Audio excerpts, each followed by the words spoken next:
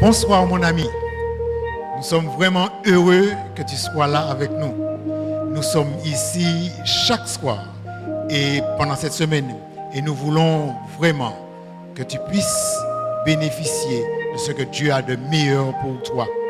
Notre semaine de gestion chrétienne, une semaine de réveil a pour thème Dieu en premier. Et nous voyons l'histoire de plusieurs personnes dans la Bible. Que Dieu puisse te bénir. Bienvenue à ce moment spécial et que Dieu t'accorde sa bénédiction sans pareil. Bonsoir chers frères et sœurs. Je vais vous inviter à vous agenouiller avec moi pour la prière.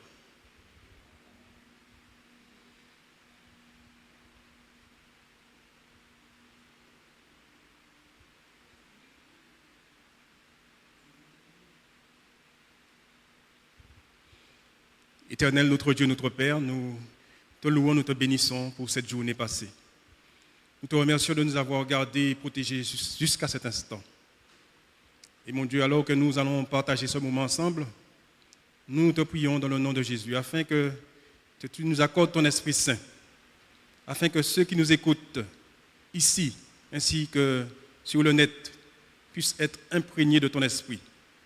Fais permettre, mon Dieu, que ton évangile puisse parvenir dans tous les cœurs, et que tous, mon Dieu, nous puissions nous repentir et de nous donner à toi. Pardonne nos fautes, pardonne nos péchés, et remplis-nous de ta présence. Nous te remercions pour ta grâce au nom de Jésus. Amen.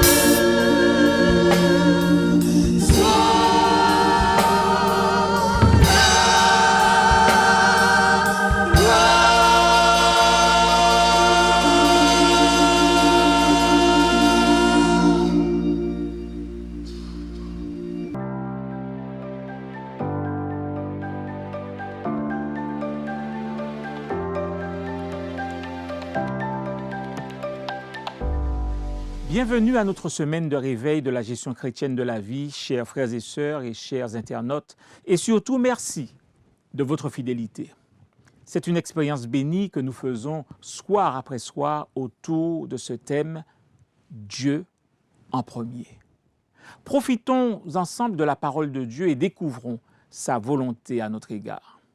Nous ouvrirons, comme à l'accoutumée, ce moment par la prière. Inclinons la tête. Notre Dieu, notre Père, merci pour ce privilège de nous trouver à tes pieds pour étudier ta parole. Accomplis ta promesse en ouvrant notre entendement par ton Esprit Saint et fais de nous tes disciples au nom de Jésus. Amen. Beaucoup de personnes souffrent et meurent sans espoir. Ils sont dans la confusion, ils sont désespérés au sujet de ce dont ils sont témoins autour d'eux, ainsi que dans leur propre vie. Comment leurs yeux peuvent-ils s'ouvrir à la réalité de l'amour et du salut de Dieu? En tant que fils et filles rachetés, comment restaurer la vision à notre monde qui a les yeux bandés comme dans une partie de Colin Maillard? À travers l'histoire de Bartimée, l'homme aveugle de Jéricho, nous pouvons réfléchir à notre véritable participation dans la mission finale de Dieu. Nous lisons ceci dans Luc chapitre 18 au verset 35. « Comme Jésus était près de Jéricho, un aveugle était assis au bord du chemin et mendiait. » C'est ici le dernier miracle de Jésus que rapporte l'évangile de Luc. Et à chaque fois que nous lisons ce passage, nous nous attardons assez souvent sur la foi, la persévérance de Bartimée, l'homme aveugle, et comment Jésus a restauré sa vision. Vous savez, lorsque Jésus est dans les environs, les aveugles voient de nouveau et les boiteux marchent droit. Dans cette réflexion, nous nous concentrerons sur le rôle joué par la foule et par ceux qui suivaient Jésus, ainsi que ses disciples. Chez ceux qui suivaient Jésus, nous pouvons identifier 4 modes opératoires. 1, le mode passage. 2, le mode silence. 3, le mode facilitateur. Et 4, le mode louange. Dans quel mode suis-je maintenant? Luc 18, versets 36 et 37 nous dit « Il entendit la foule passer et demanda ce qui se passait. On lui dit « C'est Jésus de Nazareth qui passe. » Jésus n'était pas seul lors de ce voyage à Jéricho. Les disciples l'accompagnaient et le texte nous dit que plusieurs autres faisaient aussi partie de son entourage. Ce cercle intime appréciait ses enseignements, recevait ses bénédictions et participait à la célébrité du rabbi de Nazareth qui était maintenant au point culminant de sa popularité. L'aveugle, lui, ne pouvait qu'entendre une foule passer. Il entendait probablement le bruit des pieds, le brouhaha de la foule qui parlait, et de temps à autre, quelques alléluia et amen. Mais quelque chose d'inhabituel se passait. Cependant, aucun message clair n'était entendu par ceux qui se trouvaient en dehors du groupe de suiveurs.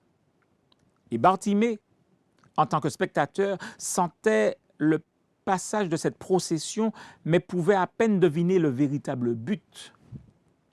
Et c'est ainsi qu'il prit l'initiative de poser des questions.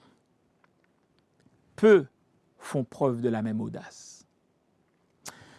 Vous savez, l'Église adventiste est présente dans plus de 200 pays et dans la plupart des grandes villes et régions du monde. Cependant, posons-nous cette question. Donnons-nous un message clair au sujet du but de notre existence? Les gens comprennent-ils clairement notre mission? La réponse que donnent ceux qui suivent Jésus révèle un état d'esprit intéressant. Lorsqu'ils disent à Bartimée, « Jésus de Nazareth passe », ils étaient précis et avaient une connaissance des faits en parlant de l'histoire de Jésus, sans pour autant révéler son but et sa mission. Et là, malheureusement, c'était une occasion ratée d'inviter Bartimée à faire partie de la multitude. Quelle pouvait être la raison de cela? Eh bien, c'est parce qu'ils voyaient en Bartimée simplement un mendiant aveugle. Ce dont il avait probablement besoin était peut-être une pièce, 1 euro, un morceau de pain ou autre charité. Il ne sentait pas l'envie qu'avait Bartimée de quelque chose de plus profond. Cependant, la réponse de Bartimée indique un besoin authentique. Lorsque nous l'entendons dire « Jésus, fils de David, aie pitié de moi ». Pour lui, Jésus était le fils de David. Le titre « fils de David » était une salutation messianique et Joseph Flavius, l'historien juif, nous dit que dans le judaïsme, on croyait que le fils de David avait un grand pouvoir de guérison. Et Bartimée ne cherchait pas une information au sujet de Jésus, mais une intervention de Jésus dans sa vie. Et ceux qui s'inscrivent dans le mode passage ratent le but au sujet du vrai besoin des personnes autour d'eux. Ce serait malheureux que nous nous contentions de dire aux gens qui sont les adventistes et que croient-ils et de pourvoir à quelques besoins élémentaires lorsque ces mêmes personnes cherchent un sauveur et une nouvelle vision. Et puis il y a le mode silence, et plus précisément réduire au silence. En effet, en réaction au cri de SOS de Bartimée, quelques disciples de Jésus adoptèrent ce mode. Nous lisons au verset 39 du chapitre 18 ceci. « Ceux qui marchaient devant le reprenaient pour le faire taire. » Et là, nous sommes en plein mode réduire au silence. Quelques versions emploient même le mot « réprimander » pour décrire l'intervention de ces meneurs. Ils s'étaient engagés dans ce mode réduire au silence parce qu'ils avaient mal compris leur responsabilité ainsi que le rôle de Jésus. Ceux qui menaient le cortège croyaient qu'ils avaient pour responsabilité de frayer un chemin comme le feraient des motards avant le passage de quelques dignitaires, pour enlever toute obstruction du passage afin que Jésus chemine sans heurts. Eh bien, Bartimée était perçu, malheureusement, comme un obstacle. Aussi avait-il besoin d'être réduit au silence et chassé. Cette attitude contraste avec le vrai rôle donné aux précurseurs de Jésus. Jean le Baptiste était un précurseur de Jésus. Et Luc, dans son premier chapitre, versets 16 et 17, décrit le rôle qu'il avait. Voilà ce qu'il est dit. « Il ramènera beaucoup d'Israélites au Seigneur, leur Dieu. Il marchera devant Dieu avec l'esprit et la puissance d'Élie pour ramener le cœur des pères vers leurs enfants et les rebelles à la sagesse des justes, afin de préparer pour le Seigneur un peuple bien disposé. » Chers amis, Jean devait agir comme un pont reliant le peuple et Jésus, et non pour chasser les gens, mais pour les préparer à rencontrer Jésus. Et pour eux, Bartimée, un mendiant aveugle, était simplement une nuisance pour le Messie royal qui était en route pour Jérusalem. Ainsi, ils avaient échoué à se rendre compte qu'être aveugle et pauvre qualifiait justement Bartimée pour recevoir une attention spéciale de Jésus. Ils n'avaient pas compris le sens du discours inaugural de Jésus à la synagogue de Nazareth, ce que nous trouvons dans Luc 4, versets 18 et 19, où il est dit « L'Esprit du Seigneur est sur moi, parce qu'il m'a consacré par onction pour annoncer la bonne nouvelle aux pauvres. Il m'a envoyé pour proclamer aux prisonniers la délivrance et aux aveugles le recouvrement de la vue, pour envoyer libres les opprimés. » En effet, chers internautes, chers frères et sœurs, Jésus est venu pour les aveugles. Jésus est venu pour les pauvres. Jésus est venu pour les indigents. Il est venu pour les pécheurs. Et le mode réduire au silence est malheureusement très populaire chez les chrétiens, même aujourd'hui. Cela arrive à chaque fois que nos paroles, nos actions et nos attitudes gardent les gens à distance de Jésus et de son Église. Or, à chaque fois que nous disqualifions quelqu'un mentalement ou concrètement du salut, nous fonctionnons dans le mode réduire au silence. Et que Dieu nous en préserve.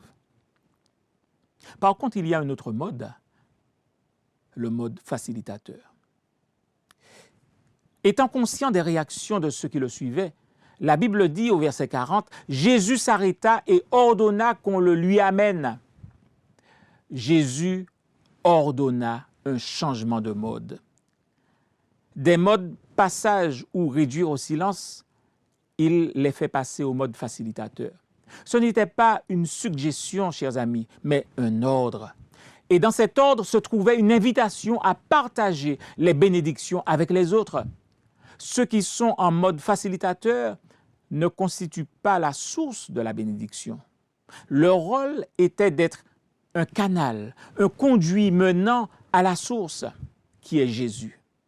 Cependant, pour que leur rôle reste significatif, ils devaient s'approcher de Bartimée, partager l'invitation de Jésus, le tenir par le bras, guider ses pas, dégager la foule de son chemin et l'amener à Jésus. C'était un processus complexe. Et dans l'esprit de prophétie, plus précisément Témoignage pour l'Église, volume 7, page 138, nous entendons une instruction similaire pour son Église des derniers temps. Voilà ce qu'il est dit. Dieu a choisi les adventistes du 7e jour comme son peuple séparé du monde. Il a fait d'eux ses représentants et les a appelés à être ses ambassadeurs dans la dernière œuvre du salut. La plus grande richesse de vérité jamais confiée aux mortels, les avertissements les plus solennels et effrayants jamais envoyés par Dieu à l'homme leur ont été confiés pour qu'il les donne au monde. Oh, chers amis, le Covid-19 est venu sur notre route. Nous parlons de la nouvelle normalité, mais notre première et plus grande responsabilité, qui est de conduire des gens à Jésus et à son Église, n'a pas changé. Cela a encore plus d'importance maintenant qu'avant. Et chers amis, sommes-nous en train de confondre distanciation sociale et retrait de la ligne de front de la mission? Voyons le dernier mode qui est le mode louange.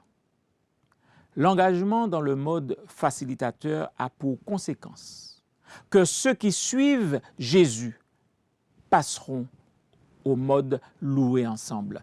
Voilà ce que nous lisons au verset 43 de Luc 18. Il retrouva immédiatement la vue et suivit Jésus en célébrant la gloire de Dieu.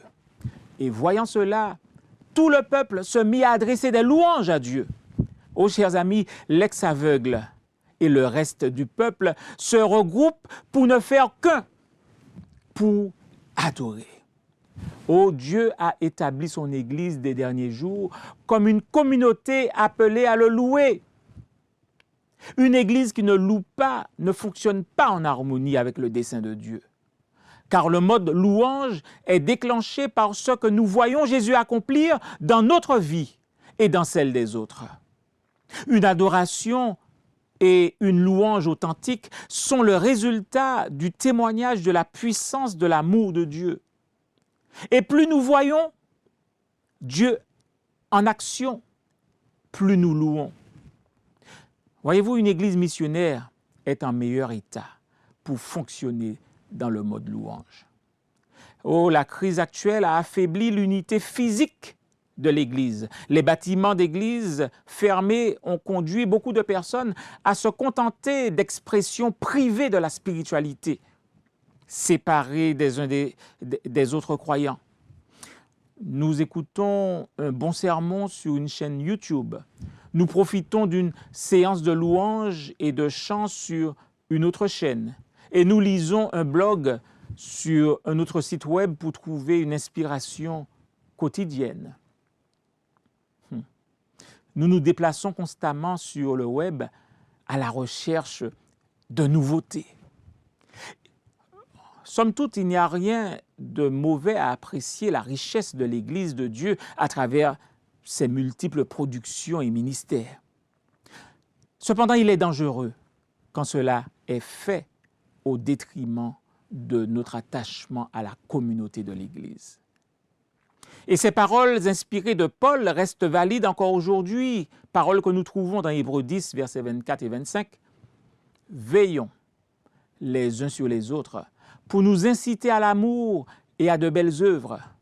N'abandonnons pas notre assemblée, comme certains en ont l'habitude, mais encourageons-nous mutuellement. Faites cela d'autant plus que vous voyez s'approcher le jour. Oh, chers frères et sœurs, chers internautes, Dieu a destiné ses enfants à faire partie d'une communauté ecclésiale locale, à être bénis par elle et à être une bénédiction pour elle. Que ce soit en personne ou en ligne. Voyez-vous, le virus n'est pas la fin de l'Église de Dieu. Souvenons-nous de ces paroles de Jésus dans Matthieu 16, verset 18, « Je bâtirai mon Église et que les portes du séjour des morts ne prévaudront point contre elle. » En conclusion, en tant que facilitateur de la grâce divine, nous sommes en route pour participer aux louanges finales que nous trouvons dans Apocalypse 15, versets 3 et 4. Et voilà ce que cette louange dit. « Tes œuvres sont grandes et extraordinaires, Seigneur Dieu Tout-Puissant. Tes voies sont justes et véritables, Roi des nations. Qui pourrait ne pas te craindre, Seigneur, et rendre gloire à ton nom? Oui, toi seul, tu es saint. Et toutes les nations viendront t'adorer parce que tes actes de justice ont été révélés. »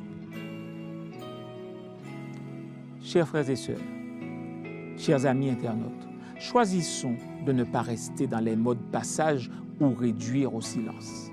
Ne soyons pas des pierres d'achoppement sur le chemin de ceux qui cherchent le Sauveur, mais soyons des facilitateurs, soyons des poteaux indicateurs qui montrent à tous le chemin de la maison du Père pour ensuite le louer et le bénir ensemble pour son salut, son immense grâce et la nouvelle vision qu'il veut nous accorder.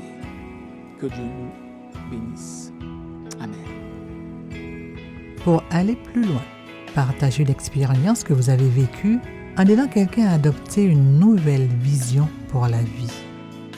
Comment pouvons-nous fonctionner mieux dans le mode facilitateur à cette époque de distanciation sociale? Qui aimeriez-vous amener à Jésus?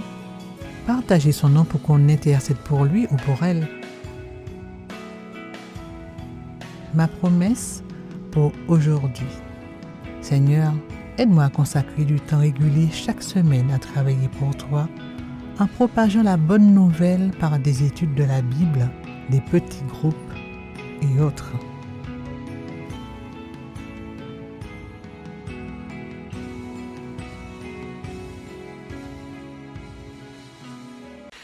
Eh bien, chers amis, nous sommes très heureux et contents que tu sois resté avec nous jusque-là.